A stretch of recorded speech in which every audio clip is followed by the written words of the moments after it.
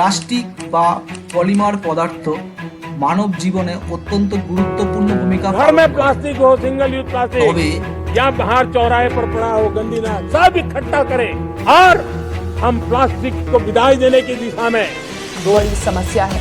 यही कारण है कि बिहार सहित देश भर में प्लास्टिक बैग के कारण बढ़ते प्रदूषण को रोकने के इरादे से ही प्लास्टिक के इस्तेमाल पर भी कुछ ना रोक उतना हो लगाए रहा जाने था, की अब तैयारी बिल्कुल भी कम हो गया। 5-6 हज़ार हो जाता पहले, अभी तो 3-4 हज़ार बेच जरूर।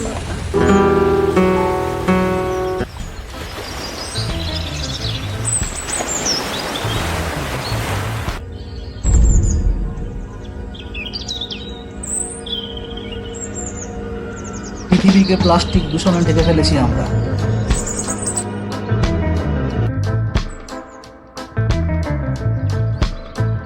প্রতি বছর প্রায় 80 লক্ষ টন প্লাস্টিক আবর্জনা আমাদের সমুদ্রে জমা হচ্ছে।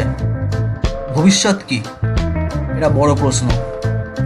প্লাস্টিক সহজে নষ্ট হয় না, এটি 400 থেকে 1000 বছর পর্যন্ত টিকে থাকে।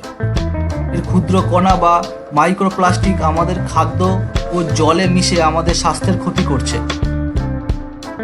প্লাস্টিক কেবল প্রাণীদেরই নয়, মাটির উর্বরতাও নষ্ট করে, ফসলের ও পরিবেশের ওপর ক্ষতির প্রভাব ফেলে। থামতে হলে আমাদের এখনই কিছু করতে হবে। কিন্তু কি করব? আমরা পারি প্লাস্টিক রিসাইকেলিং করতে, আমরা পারি পুনর্ব্যবহারযোগ্য পণ্য ব্যবহার করতে, আমরা পারি সহজে ডিকম্পোস্ট হয় এমন পণ্য ব্যবহার করতে। পরিবেশ রক্ষার জন্য আমাদের এই ছোট্ট উদ্যোগই হতে পারে বড় পরিবর্তন। প্লাস্টিক দূষণ রোধ করা শুধু দায়িত্ব নয়, এটি আমাদের ভবিষ্যৎ প্রজন্মের প্রতি দায়বদ্ধতা। প্লাস্টিক হলো কৃত্রিম বা অর্ধকৃত্রিম পদার্থ, যা মূলত পলিমার দিয়ে তৈরি হয়। এগুলি নমনীয় হওয়ায় বিভিন্ন আকারে ছাঁচে ঢালাই বা রূপান্তর করা যায়। হালকা, টেকসই, অবিষাক্ত এবং কম খরচে উৎপাদনের কারণে প্লাস্টিকের ব্যবহার ব্যাপক। বেশিরভাগ প্লাস্টিক গ্যাস ও তেল থেকে তৈরি হয়, তবে কিছু ভুট্টা বা তুলার মতো প্রাকৃতিক উপাদান থেকেও তৈরি করা সম্ভব। সাল 1950 সাল থেকে 2017 সালের মধ্যে 9.2 বিলিয়ন মেট্রিক টন প্লাস্টিক উৎপাদিত হয়েছে, যার অর্ধেকের বেশি 2004 সালের পর তৈরি হয়েছে।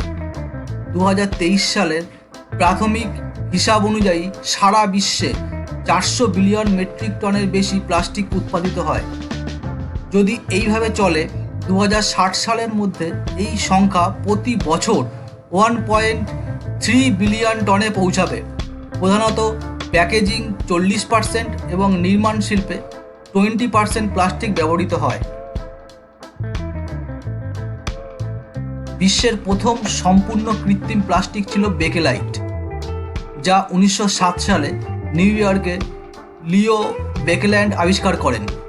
বর্তমানে পলিথিন প্যাকেজিংয়ে ব্যবহৃত হয় এবং পলিভিনাইল ক্লোরাইড পাইপ এবং নির্মাণের কাজে ব্যবহৃত হয়। প্লাস্টিকের আবিষ্কার ও বিকাশের অনেক রাসায়নিকবিদরা গুরুত্বপূর্ণ ভূমিকা পালন করেছে। হেয়ারম্যান স্টাউডিঙ্গাকে পলিমার রসায়নের জনক বলা হয় এবং হারমান মার্ককে পলিমার পদার্থের জনক বলা হয়।